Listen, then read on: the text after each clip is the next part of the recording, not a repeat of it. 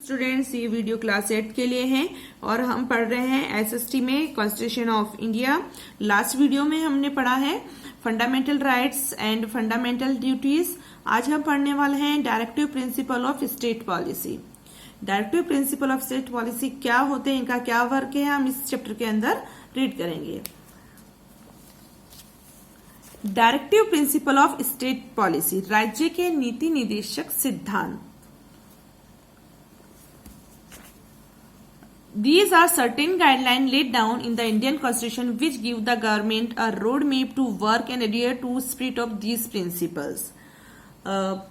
भारतीय संविधान में निर्धारित कुछ दिशा निर्देश है जो कि सरकार को किस तरह से वर्क करना है ना, इसका मार्ग प्रशस्त करती है कि आपको इस तरह से काम करना, उसको दिशा निर्देश देते हैं, काम करने का तरीका बताते हैं।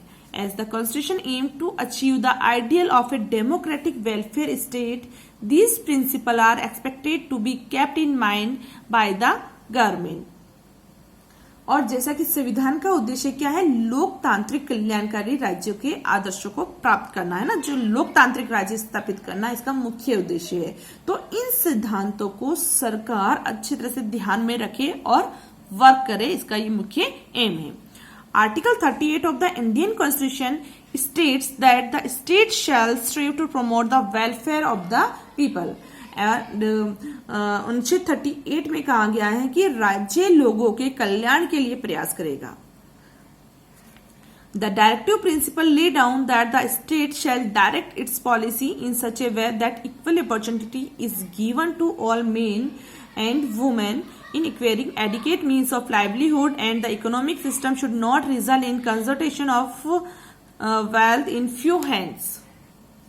निर्देशात्मक सिद्धांत ये कहते हैं कि राज्य अपनी नीति को इस तरह से निर्देशित करेगा, इस तरह से डायरेक्ट करेगा कि जो सभी पुरुष और महिलाओं को आजीविका प्राप्त करने के साधन प्राप्त करने के लिए समान अवसर दिए जाए, और जो आर्थिक प्रणाली जो है वो किसी कुछ जैसे एक जो निश्चित वर्ग जो है उनके हाथों में ही नहीं जाए, मतलब सबको बराबर अवसर मिले।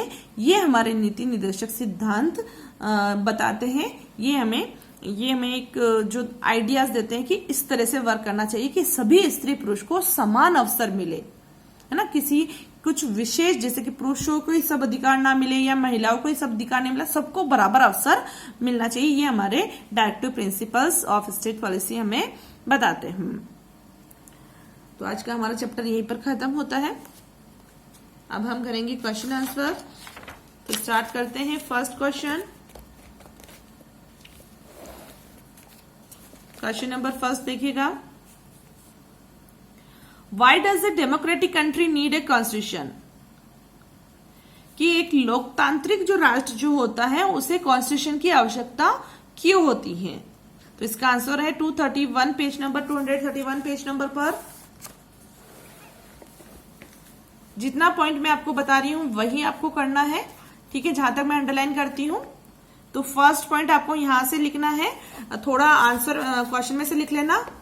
यहां से थोड़ा आंसर में से ऐसे क्वेश्चन में से ऐसे लिखेंगे, a democratic country need a constitution because, बस यहां तक लिखेंगे, बिकॉज लिखेंगे, फिर 1 पॉइंट डालेंगे। समझ में आ रहा है कैसे लिखना है? A democratic country need a constitution because करके फिर 1 पॉइंट डालना है आपको और फिर आंसर लिखना है। यहां से स्टार्ट करेंगे, 1 पॉइंट डालेना इस पर और फिर लिखेंगे the constitution protect the rights of the citizens irrespective of their caste, gender, religion और creed to which they belong. ठीक है, यहां तक आपको लिखना है। ये आपका फर्स्ट पॉइंट हुआ, नोट कर लेना इसको। यहां से लेके ये आपका first point.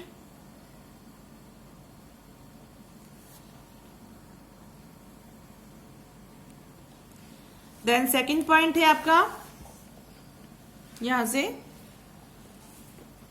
It limit, second point है it limit the power of the 3 organs of the government, legislature, executive and judiciary. ये क्या करता है, जो सरकार के जो 3 अंग है, लेजिस्लेचर, एग्जीक्यूटिव और जुडिशरी, इनकी शक्ति को लिमिट में करता है।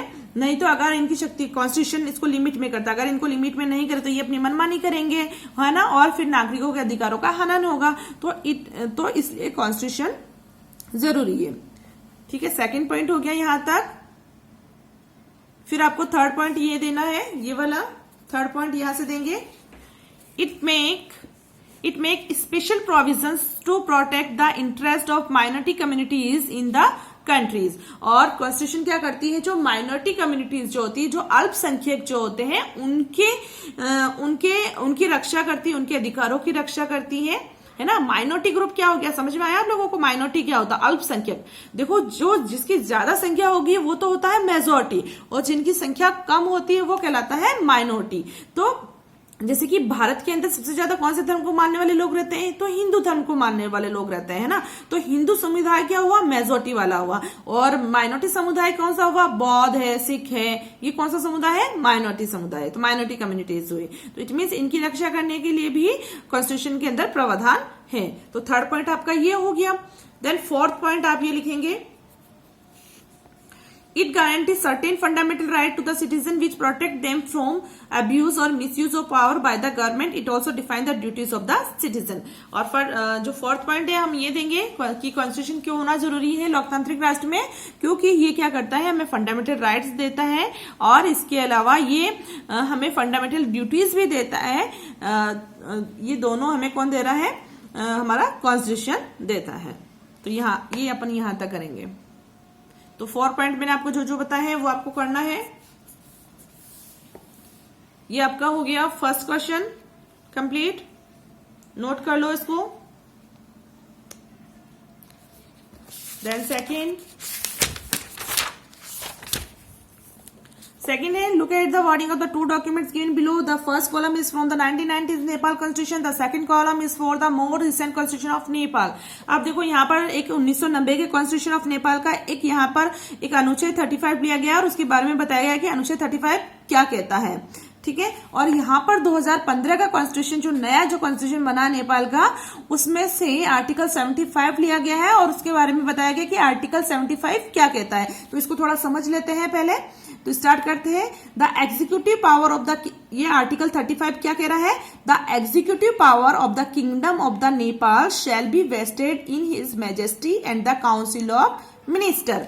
जो यहाँ की जो कार्यकारी शक्तियां जो है, जो राजा के पास है ना, और ये और किसके पास है, राजा के द्वारा चुने गए जो मंत्री जो है उनके पास रहेगी। ठीक है, मतलब किसके पास रह रही है, सिर्फ एक तरफ से हम देखा जाए तो राजा के पास ही सारी शक्तियां रहेगी, जो राजा कहेगा वही सब कुछ होगा। ये कौन सा कहता है, कॉन्स्टिट्यूशन ऑफ नेपाल 1990s के अनुसार।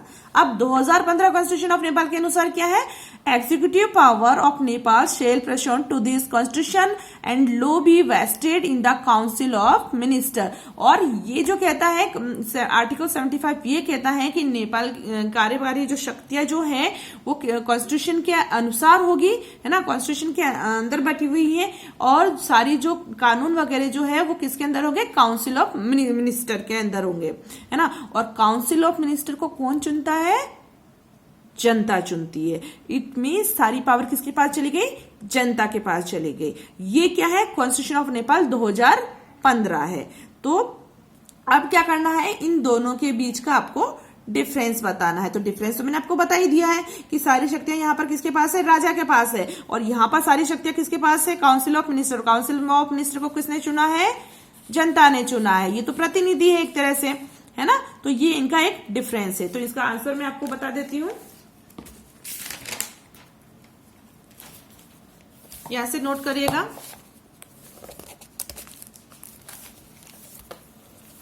In Article 35 of the 1990 Constitution of Nepal, the power to rule the country, to set rules and to manage the country are all vested in the king of the country and the minister appointed under him, है ना। Article 35 के अनुसार जो सारी शक्तियां जो है वो किसके अंदर होती है, राजा के अंदर होती है, और राजा के द्वारा जो अपॉइंट किए गए मिनिस्टर है उनके अंदर होती है। ठीक है, ये हो गया आर्टिकल 35। और आर्टिकल 75 क्या बता रहा है, 2015 के अनुसार article 75 of the 2015 Constitution of Nepal state that the rules, governance and management of the country will be based on the laws mentioned in the Constitution of the country under the supervision of the minister. Article 75 ये कहता है कि जितने भी जो rules वगैरह जो बनेंगे वो कॉन्स्टिट्यूशन के अनुसार होंगे और किसकी देखरेख में, मिनिस्टर्स की देखरेख में होंगे। और मिनिस्टर को कौन चुन रहा है, जनता चुनती है। ठीक है, तो नोट कर लो इसको, ये आपका सेकंड आंसर है।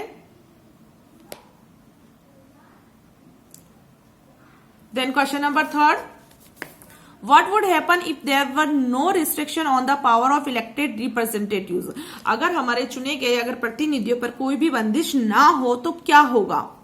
तो आंसर है if there were no restriction on the power of elected representative then अगर किसी भी रिप्रेजेंटेटिव पर कोई भी चुने हुए प्रतिनिधि पर कोई भी बंदिश नहीं होगी तो क्या हो सकता है, these leaders might misuse their authority, ये अपनी जो शक्तियों का मिसयूज कर सकते हैं and these misuse of authority can result in gross injustice and mismanagement, और ये जो जिन शक्तियों का जो ये मिसयूज कर रहे हैं और इस मिसयूज की वजह से क्या होगा, घोर अन्याय होगा और कुप्रबंध हो सकता है। ये आपका थर्ड का आंसर है।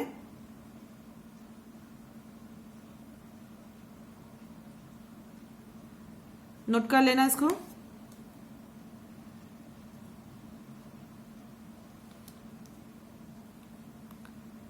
Thank you. नेक्स्ट वीडियो में बाकी के क्वेश्चन करेंगे।